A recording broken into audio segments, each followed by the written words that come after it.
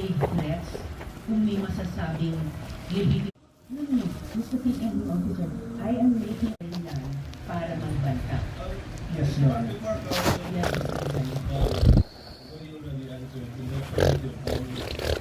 You know, Your Honor, I was just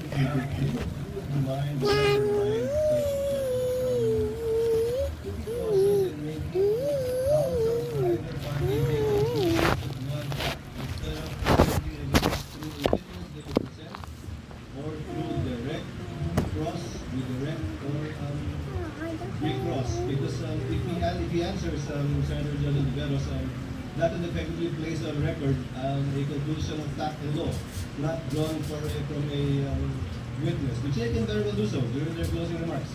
And when I allow him to speak, by way of repartee to the declaration yesterday, discussion yesterday by counsel for the prosecution. But other than that, as agreed with some of the Senate judges, we will try to limit the answers of the counsels for the parties. With your indulgence, Senator Judge Oliveros, please. I submit, Mr. Presiding Officer, of record that I also appreciate to the noon, naging liberal ang pagpapahintulog nila sa mga katanungan ng mga Senagan. I again thank the Presiding Officer and again reiterate his ruling and thank the good counsel for his answer.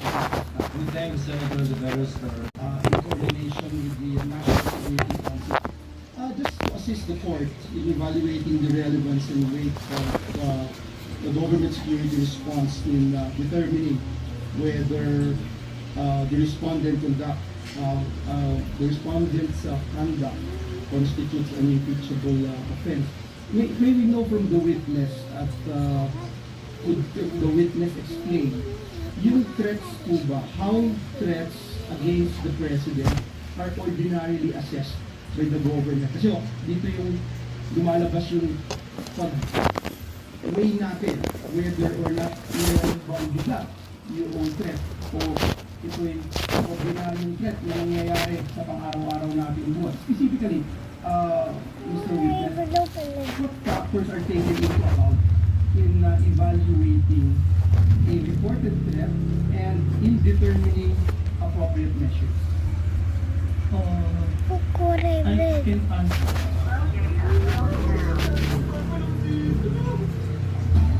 Sa pag-ibig sa pag-ibig, may bonus na extra data.